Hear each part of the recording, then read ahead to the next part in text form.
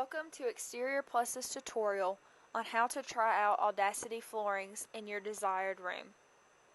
First, go to the Audacity flooring website and select Snap a Shot. Then click on Take a Photo of my room.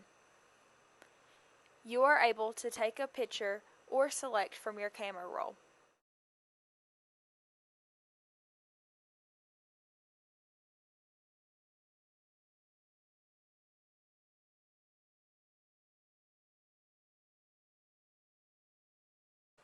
Now that your picture is loaded, click the left and right arrows to scroll through the Audacity flooring options.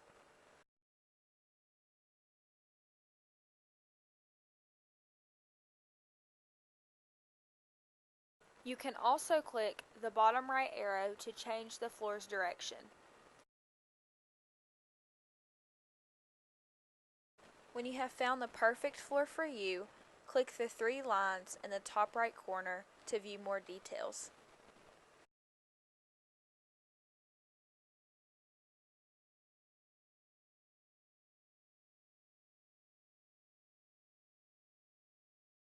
Thank you for watching this tutorial.